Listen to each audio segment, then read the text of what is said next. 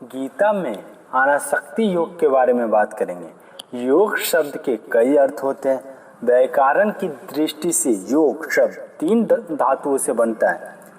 संबंध अर्थात भगवान के साथ नित्य संबंध, दूसरा समाधि में स्थिति, तीसरा संयमन अर्थात सामर्थ्य प्रभाव। इस प्रकार योग शब्द के भीतर संबंध, समाधि अर्थात सामर्थ्य तीनों बातें हैं। यदि गीता में योग शब्द उपयोग तीनों अर्थों में आया है, मुख्य रूप से ये भगवान के साथ नित्य संबंध के अर्थ में आया है। जिसमें दुखों के संयोग का वियोग है उसको योग नाम से जानना चाहिए। संसारिक के जितने भी संबंध वे सब के सब बिछड़ने वाले हैं। संसारिक के सब संयोगों का वियोग होने वाला है। अभी जो संयोग दिखता है वो पहले नहीं था और आगे नहीं रहेगा, बीच में ही संयोग दिखता है। इसमें संयोग अनित्य और वियोग नित्य है। संसार के साथ वियोग नित्य है और परमात्मा के साथ योग नित्य है।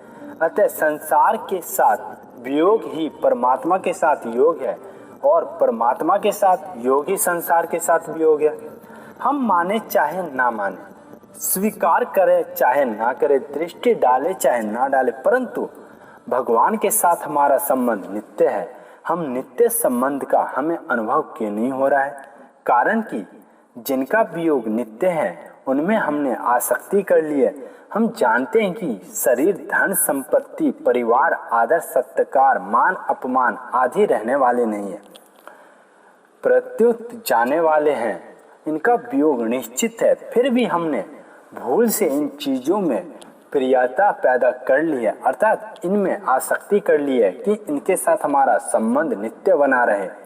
यदि इन चीजों में हमारी अनासक्ति हो जाए तो योग का अर्थात परमात्मा के साथ हमारे नित्य संबंध का अनुभव हो जाएगा। उस परमात्मा के साथ कभी किसी जीव का वियोग हुआ नहीं है, नहीं होगा, नहीं होना संभव है। अतः अनासक्ति योग का अर्थ हुआ कि जिसके साथ कभी हमारा संयोग हुआ नहीं है, नहीं होगा, नहीं होना संभव है, उस संसार से अनासक्ति होकर योग परमात्मा को नित्य संबंध का अनुभव हो जाना। आसक्ति मिटने पर संसार के अभाव का और परमात्मा के भाव का अनुभव हो जाता है। असत का तो भाव सत विद्यमान नहीं है और सत का अभाव विद्यमान नहीं है। इसका अर्थ है कि असत्य वस्तु का अभाव नित्य है और सत्य वस्तु का अभाव नित्य है। अभी भले ही संसार का संयोग दिखे पर अंत में वो वियोग में ही प्रणीत होगा, परंतु परमात्मा के साथ वियोग दिखते हुए भी उनके साथ नित्य योग है। नाशवान के साथ जो माना हुआ संयोग है वो बना रहे, ये इच्छा ही नित्य योग अनुभव में बाधक है। विचार करें, एक समय हम अपने को बालक कहते हैं पर उस बालकपन के साथ हमारा स्वतः वियोग हो गया है। हमने वियोग किया नहीं, या कोई नहीं कह सकता कि अमुक तरीकों को मैंने बालकपन में छोड़ दिया। जैसे बालकपन का स्वतः वियोग हो गया है, ऐसे ही जवानी और वृद्ध अवस्था में भी वियोग हो जाएगा। इस प्रकार प्रत्येक देश, काल, वस्तु, व्यक्ति, अवस्था, परिस्थिति, घटना आदि का प्रतिक्षण स्वतः वियोग हो रहा है, परंतु आसक्ति कारण इसके साथ संयोग दिख रहा है। जिनका वियोग अवश्य है उनको हम अपना लेते हैं, उनसे सुख लेना चाहते हैं, उनसे हमारा मन चिपक जाता है, उनको हम नित्य रखना चाहते हैं, उनमें प्रियता पैदा हो जाती है, उनमें मन खींचता है, ये आसक्ति कहलाती है। यदि आसक्ति जब भगवान में हो जाती है तब इसको प्रेम कहते हैं। आसक्ति होने से संसार नित्य दिखता है और प्रेम होने से परमात्मा नित्य दिखते हैं।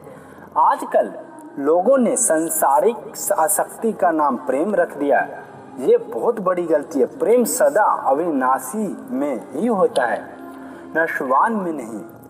जिन शरीर, अवस्था, घटना, परिस्थिति आदि के साथ हम अपना संबंध मानते, वह संबंध पहले भी नहीं था, पीछे भी नहीं रहेगा और वर्तमान में भी उसका निरंतर वियोग हो रहा है। इस निरंतर होने वाले वियोग में कभी नागा नहीं होता, कभी छुट्टी नहीं होती है, कभी अनाध्यान नहीं होता, कभी विश्राम नहीं होता। ऐसे होने पर भी इनके साथ संयोग दिखता है। यही आसक्ति है। यही आसक्ति से ही बंधने वाली है। गुणों का संग ही इस मनुष्य के ऊंच नीच योनियों में जन्म लेने का कारण बनता है। इसका अर्थ है कि गुणों का संग, आसक्ति, प्रियता ही हमें बांधने वाली है, परमात्मा से वियोग अनुभव कराने वाली है। आसक्ति ही कारण हमें सुख और दुख, अनुकूलता और प्रतिकूलता दोनों अलग अलग दिखते हैं। आसक्ति मिटने पर दो समान हो जाते हैं, क्योंकि सुख भी ठहरने वाला नहीं है और दुख भी ठहरने वाला नहीं है। सुख आते हुए भी अच्छा लगता है, जाते हुए भी बुरा लगता है, और दुख आते हुए बुरा लगता है, जाते हुए अच्छा लगता है। अतः दोनों में कोई भेद नहीं है। शत्रु संयोग में दुख देता है और मित्र वियोग में दुख देता है। दोनों ही दुख देने वाले हैं। अतः दोनों में क्या भेद हुआ है?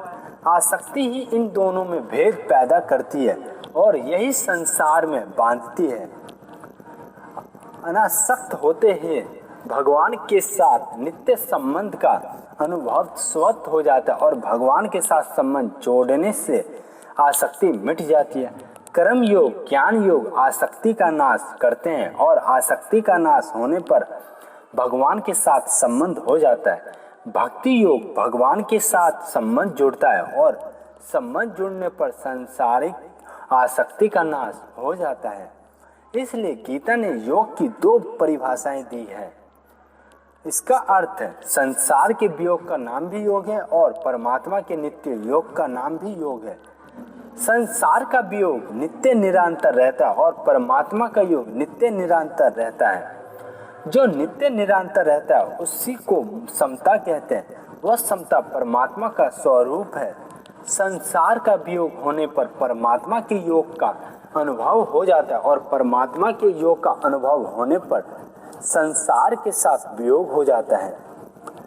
हमारे सामने दो चीजें नित्य और अनित्य। विचार करें, हम जो बालकपन में थे वही हम आज भी हैं, परंतु वह शरीर नहीं रहा, वह स्थान नहीं रहा, वह समय नहीं रहा, वे साथी नहीं रहे, वह अवस्था नहीं रही, वह परिस्थिति नहीं रही, वे भाव नहीं रहे, सबके साथ वियोग हो गया।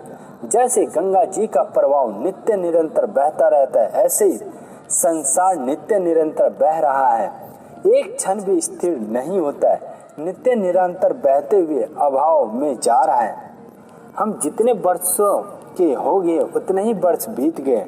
शरीर को लेकर कहते हैं कि हम जी रहे हैं, ये बिल्कुल झूठी बात है। सच्ची बात तो ये है कि हम मर रहे हैं। हम कहते हैं कि 50 वर्ष के हो गए हैं, तो वास्तव में हमारी उम्र से 50 वर्ष खत्म हो गया।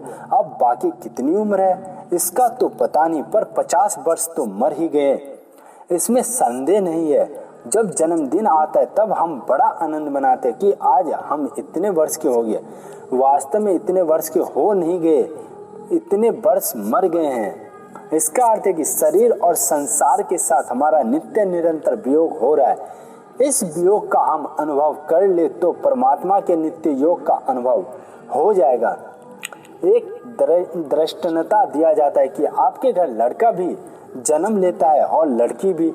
आपके मन में ये भाव रहता है कि लड़का तो रहने वाला और लड़की जाने वाले, इसलिए लड़के में आपकी जितनी आसक्ति होती है उतनी लड़की में नहीं होती।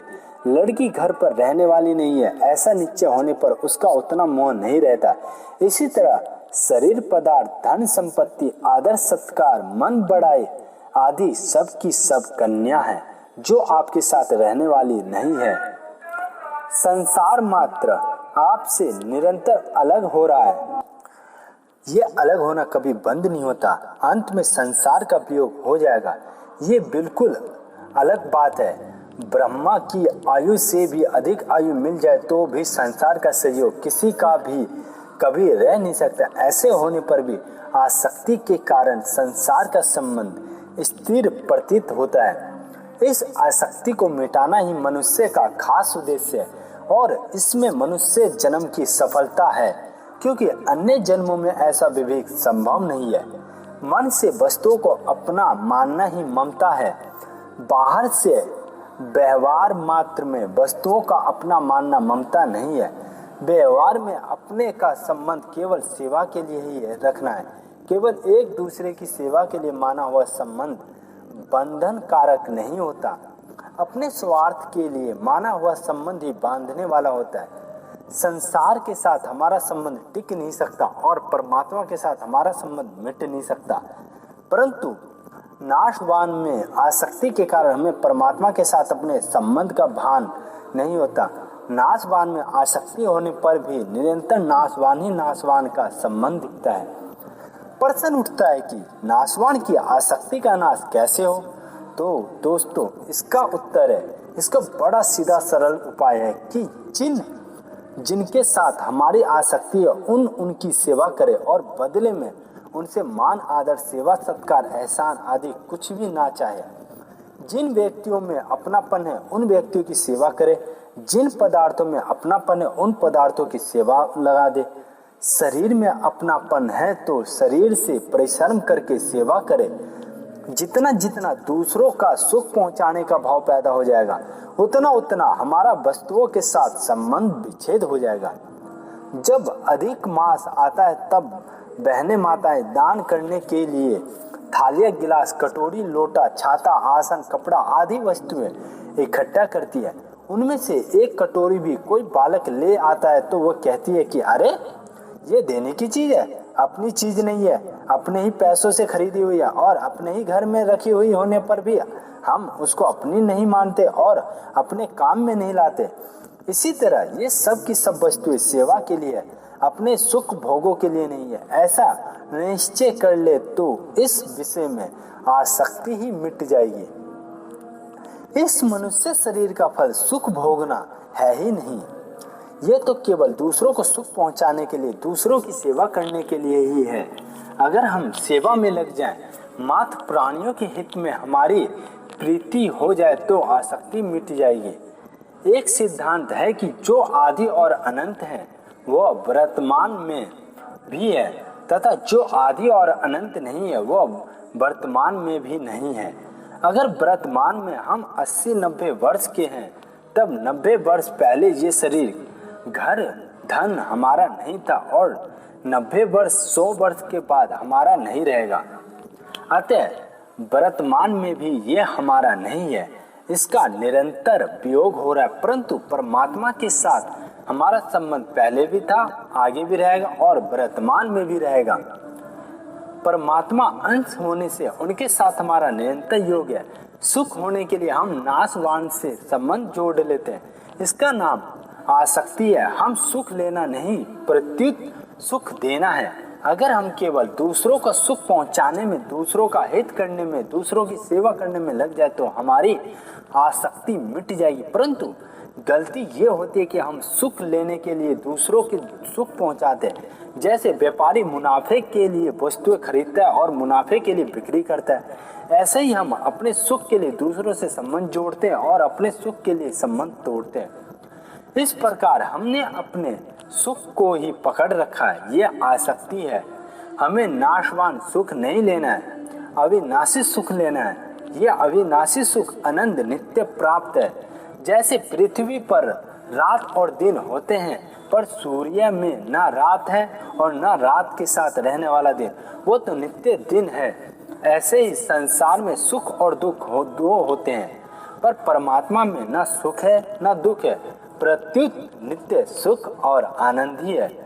वस्तु का त्याग नहीं करना है, प्रत्युत उससे सुख लेने की आशा कामना और भोग का त्याग करना है। शरीर का त्याग करने तो मार जाएंगे, अतः शरीर से सुख लेने की इच्छा का, उसके जीत रहने की इच्छा का त्याग करना है। इसी तरह वस्तुओं से, व्यक्तियों से सुख लेने की इच्छा का त्याग करना है। जैसे सर्दी के दिनों में रजाई आदि ले तो सुख लेने के लिए नहीं, प्रत्युत सर्दी बचाने के लिए अमुक तरह की रजाई होनी चाहिए, अमुक तरह का कंबल होना चाहिए। परंतु रजाई बढ़िया हो या घटिया हो, कंबल हो या टाट हो, हम तो केवल शीत का निवास करना है, ये आसक्ति नहीं है, प्रत्युत आवश्यकता है। आसक्ति और आवश्यकता दोनों अलग अलग है। संसार की आसक्ति अथवा कामना होती है और परमात्मा की प्रियता अथवा आवश्यकता होती है। आवश्यकता पूरी होने वाली होती है और कामना मिटाने वाली होती है। जो मिटाने वाली है उसका त्याग करने में क्या बाधा है?